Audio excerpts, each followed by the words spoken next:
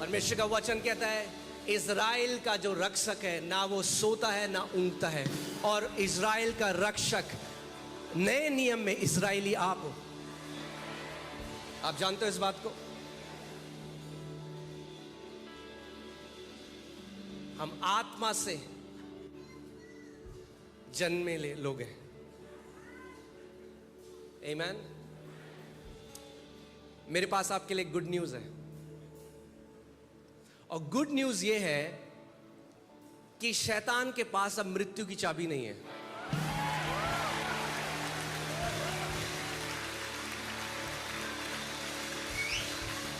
तो वो डिसाइड नहीं करेगा आप कब जाओगे इस दुनिया से।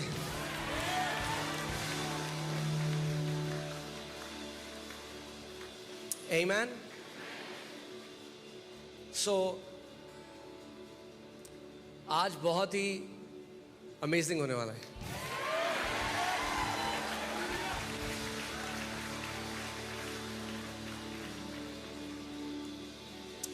आप जानते हैं कई बार लोगों को लगता है अरे ये लोग मिलके ऐसे ही कुछ भी बोल रहे हैं, खुश हो रहे हैं। नहीं, आत्मिक सिद्धांत है। उसका वचन कहता है जिस बात की घोषणा तुम करोगे वो तुम्हारे लिए स्थापित कर दी जाएगी। और जब कलीसिया मिलकर एक मन होकर, एक आवाज होकर, एक आत्मा में कुछ घोषणा करता है, आत्मिक जहां में वो चीज स्थापित कर दी जाती है इटर्निटी के लिए।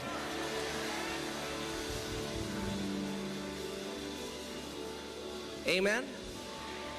सो ये कोई मोटिवेशन टॉक नहीं है, मैं आपको मोटिवेट नहीं कर रहा हूं। ये परमेश्वर का वचन है जो जीवित है, जो कभी नहीं बदलता, जो कल, आज और युगन युग एक सा है। आमीन। सो मेरे पास एक गुड न्यूज़ है आपके लिए। आप अपने बच्चों के बच्चों के बच्चों को देखने वाले हैं यीशु के नाम में।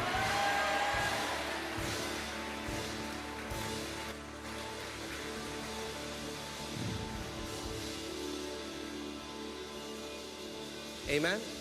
आप बैठ सकते हैं, मगर मैं चाहता हूं कि आज ध्यान धर कर वचन को आप सुने। आमीन। क्योंकि जो परमेश्वर का वचन है वो हमारे जीवित रहने का आधार है। प्रभु यीशु मसीह ने कहा मनुष्य केवल रोटी से जीवित नहीं रहेगा, मगर हर एक उस वचन से जो परमेश्वर के मुख से निकलता है। Man shall not live by bread alone, but by every word that proceeds from the mouth of God. Amen. So आज का जो वचन है वो है covenant of long life, दीर्घ आयु की वाचा। और मैंने कहा था कि ये दीर्घ आयु की जो वाचा है ये परमेश्वर बांधना चाहता है आपसे और आपके परिवार से। Amen. ये एक प्रतिज्ञा है जो परमेश्वर के वचन में हमारे लिए है। परमेश्वर ने हमारे लिए दीर्घ आयु रखी है, आपके लिए, आपके बच्चों के लिए दीर्घ आयु है। आमीन। और दीर्घ आयु केवल ये नहीं है कि आप लंबा जियो मगर मिजरेबल जियो, कि 80 साल के हैं मगर वो लाइफ ऐसी है कि लोग बोल रहे हैं इससे बढ़िया तो मैं मर ही जाऊं। नहीं, वो नहीं परमेश्वर देना चाहता है आपको। वो आपको एक ऐसा जीवन देना चाहता है जो आप ब्लेस्ड जीवन जिए। बोलो मैं एक ब्लेस्ड जीवन जी रहा हूं, मैं एक ब्लेस्ड जीवन जी रहा हूं। आप एक ब्लेस्ड जीवन जिएंगे। आमीन। सो आप जानते हैं परमेश्वर के वचन में 8000 से ज्यादा प्रतिज्ञाएं हैं। कितनी? 8000। और उनमें से जो 7000 प्रतिज्ञाएं हैं वो परमेश्वर डायरेक्टली मनुष्य से प्रतिज्ञा कर रहे हैं। कितनी? 7000। सो परमेश्वर 7000 प्रतिज्ञाएं परमेश्वर आपसे कर रहे हैं। 7000। सोचिए इस बात को।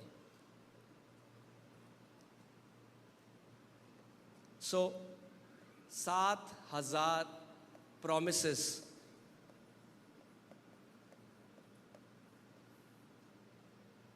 और अगर आप हर रोज एक नई प्रतिज्ञा पे मनन करें, जो 7,000 प्रतिज्ञाएं हैं, अगर आप हर रोज एक नई प्रतिज्ञा में मनन करें तो आपको 22 साल लगेंगे सारी प्रतिज्ञाओं को केवल एक दिन के लिए मनन करने के लिए। कितने टाइम लगेगा? 22 साल लगेंगे। और अगर आप हर एक प्रतिज्ञा में एक सरमन सुने संडे को आकर, और हर संडे हम एक नई प्रतिज्ञा में सरमन दें, तो 120 साल लगेंगे। तो कितने लोग हैं जो कहते हैं प्रभु मुझे जिंदा रख 120 साल की तेरी सारी प्रतिज्ञाओं। बाइबल कहती है मूसा 120 साल का था। कितने साल का था? 120 साल का था। और उसकी आंखें कमजोर नहीं थी, ना ही उसका बल, वो बल में कमजोर था। मतलब पूरा बलवान था और आंखें एकदम शार्प थी। दांत, कोई डेंटिस्ट में जाने की जरूरत नहीं थी उसे। और बाइबल बताती है 120 साल में वो पहाड़ चढ़ के गया, पहाड़ चढ़ गया। सो मूसा इसलिए नहीं गया घर क्योंकि वो बीमार था। मूसा इसलिए नहीं गया क्योंकि उसका एक्सीडेंट हो गया। मूसा ने अपने पूरे समय को पूरा किया, और जब उसका समय पूरा हो गया तो परमेश्वर के पास चला गया। हम भी ऐसे ही घर जाएंगे यीशु के नाम में। आमीन।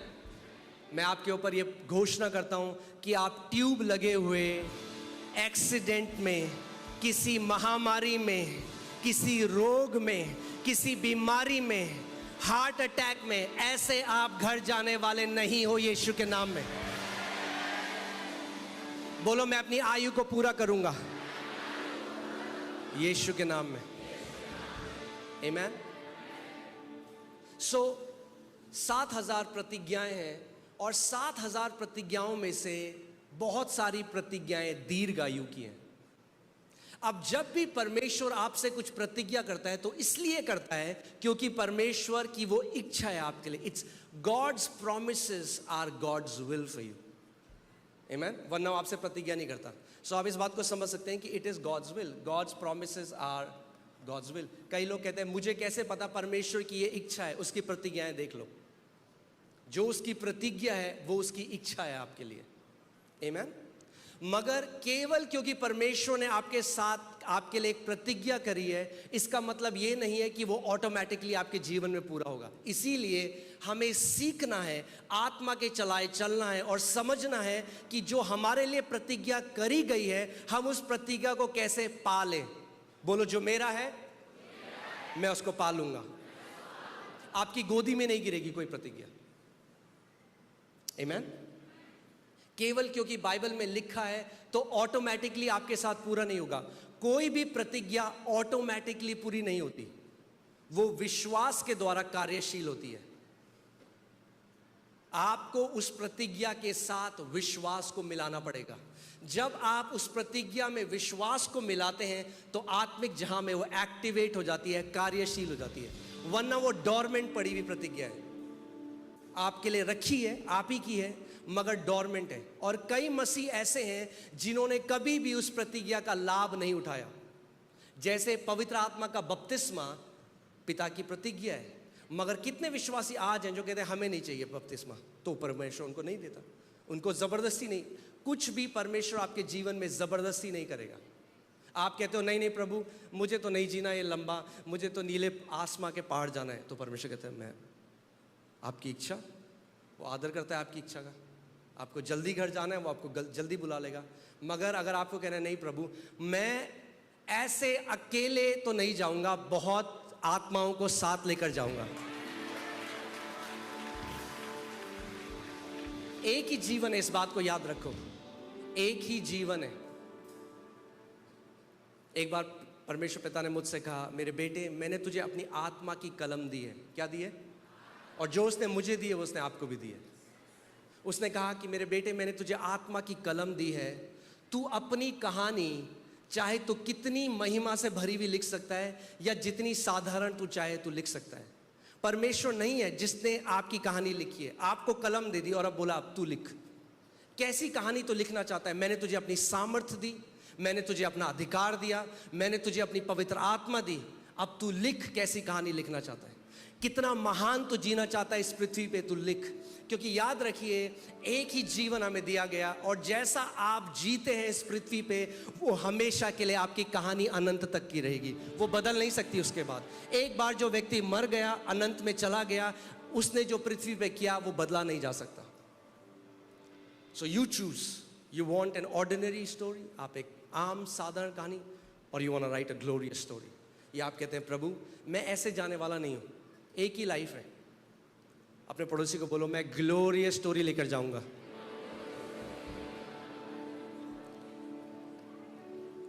आमीन।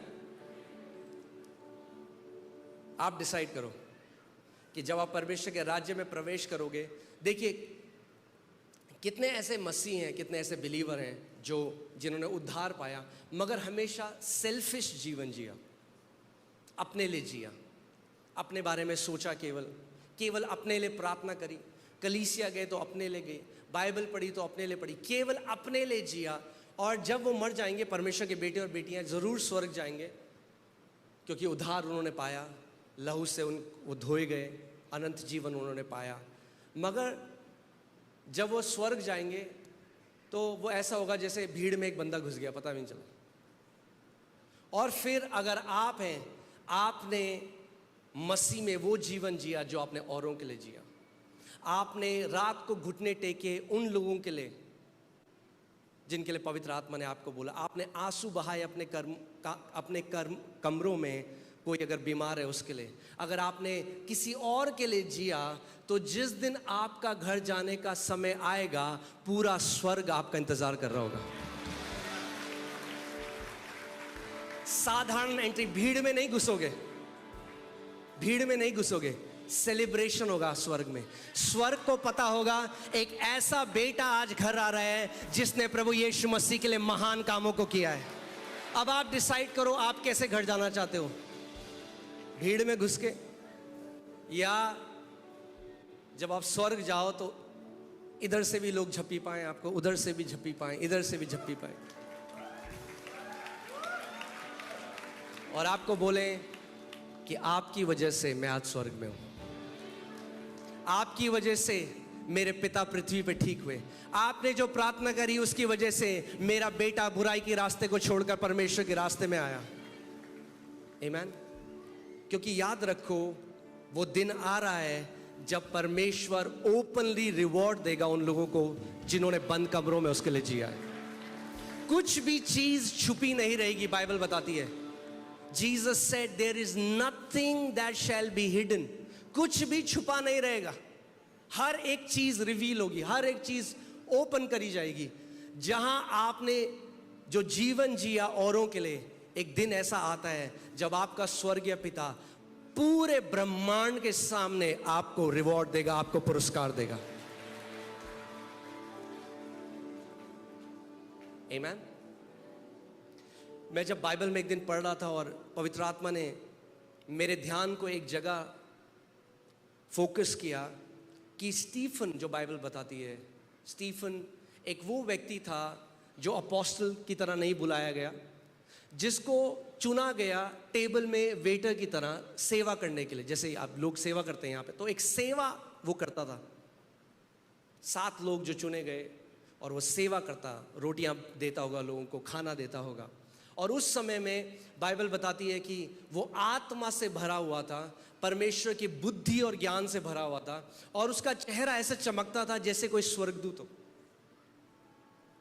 और जब वो प्रभु यीशु मसीह की गवाही दे रहा था तो उसको पत्थर मार दिया वहां के यहूदियों ने। और हमेशा जब आप बाइबल बताती है कि मसीह पिता के दाहिने हाथ में बैठा है, मगर जब स्तिफनुस को पत्थर मार रहे थे तो स्तिफनुस कहता है उसने स्वर्ग खुला हुआ देखा और उसने पिता और पुत्र को खड़े हुए देखा स्वर्ग में, उसको रिसीव करने के लिए। सोचो आप ऐसा जीवन जी सकते हो कि वो ब्रह्मांड को बनाने वाला परमेश्वर भी अपने सिंहासन से खड़ा हो जाए जब आप आने वाले हो। आमीन। आप सोच सकते हो, कोई स्वर्गदूत नहीं उसका वेलकम किया, पिता और पुत्र ने किया। पिता अपने सिंहासन से खड़ा हो गया। आमीन। सो दीर्घ आयु तो हम जिएंगे, मगर आप समझिए दीर्घ आयु केवल नंबर नहीं है। It's not just about quantity, it's about quality. केवल नंबर की बात नहीं है कि 120 साल जिया, मगर उस 120 में, उस 100 में जितना भी आप जीते हैं, आप परमेश्वर के लिए कितना जिए, वो बहुत मायने रखता है। आमीन। क्योंकि अगर आप परमेश्वर के लिए जीते हैं तो वो एक ऐसी लाइफ है जिसकी वैल्यू है इटर्निटी में, अनंत में उसकी वैल्यू है। सो यहाँ पे आते हैं। सो यहाँ पे परमेश्वर का वचन, ये बहुत ही एक प्यारा वचन है जो मेरे दिल के बहुत करीब है। और यहाँ पे परमेश्वर का वचन कहता है, क्योंकि परमेश्वर की ईश्वरीय सामर्थ्य ने हमें सब कुछ जो जीवन और भक्ति से संबंध रखता है, कितना कुछ, इंग्लिश बाइबल कहती है ऑल। और आपको पता है ना, हिब्रू और ग्रीक में ऑल का मतलब क्या है?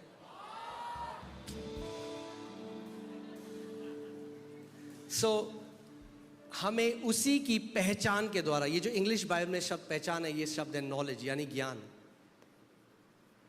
यानी परमेश्वर ने हमारे लिए सब कुछ कर दिया है, मगर तभी हमारे जीवन में हम उसको ग्रहण कर सकते हैं जब हमें उसका ज्ञान होगा कि परमेश्वर ने क्या किया है। आमीन। जैसे समझिए सरकार ने हमारी एक नई योजना निकाली। अगर आप एक बिजनेस शुरू करने वाले हैं, एक नई योजना निकाली कि 10 लाख सरकार आपको देगी, मगर अगर आपको उसका ज्ञान ही नहीं है तो आप उसको क्या करेंगे? वो जो आपके लिए है आप उसको एक्सेस नहीं कर सकते, क्योंकि आपको उसका ज्ञान नहीं है। इसीलिए परमेश्वर कहता है, मेरी प्रजा मेरे ज्ञान ना होने के कारण क्या हो गई है? नाश हो गई है। यानी परमेश्वर की प्रजा इसीलिए नाश नहीं होती कि परमेश्वर की इच्छा है वो नाश हो जाए। इसीलिए नाश नहीं होती कि शैतान बहुत ही सामर्थी है। किस लिए नाश होती है? क्योंकि उन्हें परमेश्वर का ज्ञान नहीं है। मेरी प्रजा मेरे ज्ञान न होने के कारण नाश हो गई है। यानी अगर आपको परमेश्वर का ज्ञान होगा तो क्या होगा? आप नाश नहीं होगे। आमीन। आप एक लंबा जियोगे। जिसने हमें अपनी ही महिमा और सद्गुण के अनुसार बुलाया है, जिनके द्वारा उसने हमें बहुमूल्य, इंग्लिश बाइबल कहती है प्रेशियस, बोलिए बहुमूल्य। अब जिसको परमेश्वर बहुमूल्य बोलता है वो सच में बहुमूल्य है। आमीन। बहुमूल्य और बहुत ही बड़ी प्रतिज्ञाएं। कैसी प्रतिज्ञाएं? बहुत ही बड़ी प्रतिज्ञाएं परमेश्वर ने हमें दी है। बहुत ही बहुमूल्य और बहुत ही बड़ी प्रतिज्ञाएं परमेश्वर ने हमें क्या करी है? दी है। क्यों दी है? ताकि इनके द्वारा तुम उस सड़ाहट से छूटकर, जो संसार में बुरी अभिलाषाओं से होती है, ईश्वरीय स्वभाव के सहभागी हो जाओ। ताकि इनके द्वारा, यानी थ्रू दीज प्रॉमिसेस, यानी ये जो प्रतिज्ञाएं परमेश्वर ने दी हैं, ये केवल नहीं है कि हम स्टिकर अपने दरवाजों के पीछे लगा दें। इसके पीछे एक कारण है। ये केवल अच्छी चीज नहीं है। कई मसीह लोग सोचते हैं कि बाइबल है, ये एक धार्मिक पुस्तक है तो अच्छा है, हम इसको रट लें, हम अपने बच्चों को रटा लें। नहीं नहीं, आप जानते नहीं है इसके पीछे सामर्थ्य क्या है। परमेश्वर का वचन कह रहा है, मैंने प्रतिज्ञाएं जो दी हैं अपने लोगों को, वो इसीलिए दी हैं कि इन प्रतिज्ञाओं के द्वारा वो सड़ाहट जो इस दुनिया में है वो उससे बच जाए। Corruption that is in the world. क्या है सड़ाहट इस दुनिया में? कैंसर, डिप्रेशन, डायबिटीज, सारी बीमारियां, तनाव, जितनी भी चीजें, जो भी सड़ाहट है इस दुनिया में, उससे छूट जाएं हम लोग, सड़ाहट से छूट जाएं। आप जानते हैं हमारा जो शरीर है, अगर आपने कुछ पकाया गैस में, कुछ वाइट कलर की चीज़ और आपने उसमें पकाया तो थोड़ी देर में कैसे हो जाती है? ब्राउन हो जाती है, पक के। आप जानते हैं हमारा जो इंसानी शरीर है वो भी पक रहा है। हाँ, ये साइंटिफिक मैं आपको बात बता रहा हूँ। अगर आप एक बच्चे की हड्डी लेंगे तो बिल्कुल वाइट होती है। अगर आप एक बूढ़े व्यक्ति की हड्डी लेंगे और उसको देखेंगे तो ब्राउन होती है। एक सड़ाहट है। हमारा जो शरीर है वो एक सड़ाहट के थ्रू जा रहा है, जिसको हम एजिंग कहते हैं। इसीलिए आप देखते हैं वो लोग भी जो बहुत ही सुंदर है, कितने भी सुंदर हो, कितने भी रुपए की क्रीम लगाते हो, जब बुढ़े हो जाते हैं तो क्या होता है? झुर्रियां आने लग जाती हैं। मगर परमेश्वर का वचन कह रहा है कि आप उसके वचन के द्वारा उस सड़ाहट से बच सकते हैं।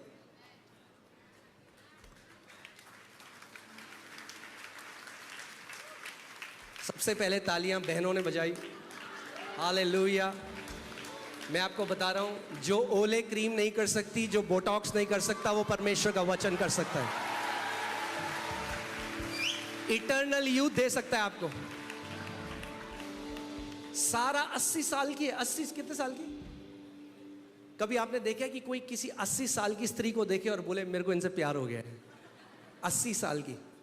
अबीमेलेक ने सारा को देखा, बोला बहुत ही सुंदर है, मुझे चाहिए ये स्त्री। 80 साल की है। कैसे? इब्राहिम की आशीष है, एक प्रतिज्ञा है। वचन कहता है those who wait on the Lord shall renew their strength, they will mount up with wings like eagles, they will run and not be weary, they will walk and faint not। जो यहोवा की बाट जोते हैं वो क्या होता है? उनका यूथ क्या होता है? रिन्यू हो जाता है। उनकी जवानी उकाबों के नाई क्या हो जाती है? नहीं हो जाती है। हालेलुया। सो अगर परमेश्वर की उपस्थिति में समय बिताओगे तो लोग आपको देखेंगे, अरे आप तो बड़े जवान लगते हो। आप जानते हैं जो वाचा का जो संदूक था, वाचा के संदूक के अंदर क्या था? मन्ना था। और मन्ना जब संदूक से बाहर रहता था तो एक दिन में सड़ जाता था, मगर जब वही मन्ना वाचा के संदूक के अंदर रखा होता था तो सड़ता नहीं था बिल्कुल भी। अगर आप अपने शरीर को परमेश्वर की उपस्थिति में रखोगे, एजिंग प्रोसेस हल्की हो जाएगी।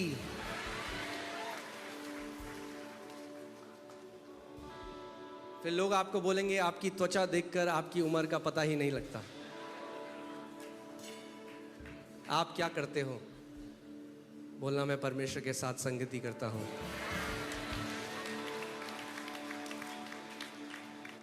आमीन। ये प्रतिज्ञा है। Renew their youth.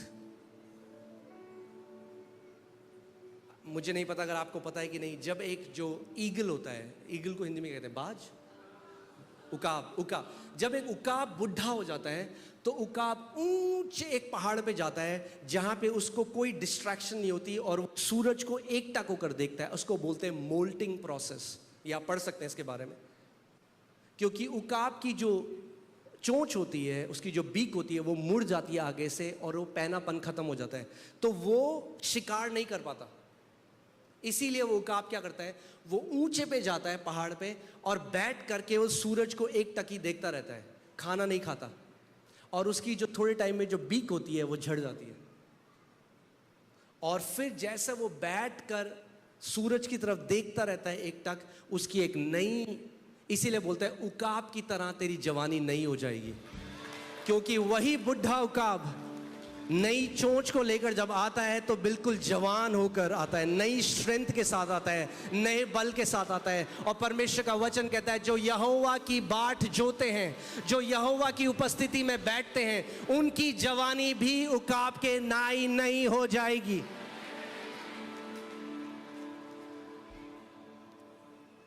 आमीन। मैं आपको सच बता रहा हूं, आप 80 साल के हो सकते हैं और आप परमेश्वर की उपस्थिति में रहते हैं। जो 50 साल का है उससे ज्यादा बल आपके अंदर होगा, जो 40 साल का है उससे ज्यादा बल आपके अंदर होगा। आमीन। सो परमेश्वर का वचन कह रहा है इन प्रतिज्ञाओं के द्वारा क्या होगा? तुम ईश्वरीय स्वभाव के सहभागी हो जाओगे। You will become partakers of the divine nature. ईश्वरीय स्वभाव क्या है? क्या है ईश्वरीय स्वभाव? परमेश्वर बीमार नहीं होता, परमेश्वर बीमार नहीं हो सकता। उसका स्वभाव है ये, वो ईश्वरीय डिवाइन नेचर है। और परमेश्वर का वचन कह रहा है इन प्रतिज्ञाओं के द्वारा तुम भी सहभागी हो सकते हो उस ईश्वरीय स्वभाव के, सड़ाहट से बच सकते हो। आमीन। कितने लोगों को मेरी बात समझ आ रही है? आमीन। इसीलिए केवल ये काफी नहीं है, पास्टर जी बोलो मेरा एक दायित्व है। आपको स्वयं प्रतिज्ञाओं को अपने लिए और अपने परिवार के लिए पकड़ना सीखना पड़ेगा। आमीन। आप हमेशा किसी और के विश्वास में जयवंत जीवन नहीं जी सकते। आपको ये डिसीजन लेना पड़ेगा, मैं और मेरा परिवार, हर एक प्रतिज्ञा जो परमेश्वर ने मेरे लिए करी है वो मैं हाँ और आमीन के साथ ग्रहण करता हूं। आप जानते हैं जो प्रतिज्ञा परमेश्वर ने आपके लिए करी है, जो पहले से उसने हाँ कर दिया है, वो उसको ना नहीं कर सकता। अगर परमेश्वर ने प्रतिज्ञा कर ली है तो पकड़ लो उसको, वो आपकी है, आपके परिवार की है, आपके आने वाली जेनरेशंस की है। आमीन। मैंने आपको बताया था, मैंने एक प्रतिज्ञा पकड़ी थी, इफिसियों 1:3, एक प्रतिज्ञा। परमेश्वर ने कर्जों से बाहर निकाला, गरीबी से बाहर निकाला और एक ब्लेस लाई थी। केवल एक प्रतिज्ञा काफी है, और उस प्रतिज्ञा की वजह से मेरे बच्चे और उनके बच्चे कभी कमी घटी को नहीं देखेंगे। अब एक प्रतिज्ञा ने कमी घटी को मेरे पूरे खानदान से हमेशा के लिए आउट कर दिया यीशु के नाम में। एक प्रतिज्ञा काफी है। मैंने कहा एक प्रतिज्ञा काफी है। आमीन। पकड़ लो, पड़ोसी को बोलो पकड़ लो। प्रतिज्ञाओं को पकड़ना सीखना है। आमीन। कई विश्वासी भीख मांग रहे हैं, ओ प्रभु दे दे, प्रभु क्यों नहीं देता, दे दे। प्रभु कह रहा है प्रतिज्ञा दे दी है, पकड़ ले, ग्रहण कर, कब्जा कर, विश्वास कर जो मैंने तेरे को दिया है। Receive what belongs to you, possess what belongs to you. परमेश्वर ने भिखारियों को नहीं बुलाया, बेटे और बेटियों को बुलाया है। बेटे और बेटी भीख नहीं मांगते। उसका वचन कहता है मुझे स्मरण दिलाओ कि मैंने क्या बोला था तुम्हें। और इसका तो बहुत अच्छा एग्जाम्पल मेरे घर पे मेरी बेटी एलियाना। अगर मैंने उसको एक प्रतिज्ञा कर दी कि हम लोग जाएंगे आपको लेकर अम्यूजमेंट पार्क या कहीं भी, पापा कब जा रहे हैं, कब जाएंगे, कितनी देर में जाएंगे, इस मंडे को जाएंगे, ट्यूसडे को जाएंगे, हाँ ट्यूसडे को जाएंगे। ट्यूसडे को सुबह उठते ही सबसे पहले उठ के पापा आज हम जा रहे हैं। कब जाएंगे, 9 बज गए, 10 बज गए, 11 बज गए, आप ले जा रहे हो ना मुझे। She keeps reminding. ऐसे ही बन जाओ परमेश्वर के सामने। प्रभु तूने कहा है, तेरा वचन कहता है तेरे कोड़े खाने से मैं चंगा हो गया हूं। प्रभु मैं ग्रहण करता हूं। प्रभु तूने कहा तेरे कोड़े खाने से मैं चंगा हो गया, मैं भीख नहीं मांगूंगा। अब तेरे वचन में लिखा है कि तूने हमारी बीमारी को ले लिया, तूने हमारे रोगों को सह लिया, और यीशु मसीह तेरे कोड़े खाने से हम चंगे हो चुके हैं। प्रभु मैं तुझे स्मरण दिलाता हूं जो तेरा वचन कहता है। आमीन। हालेलुया।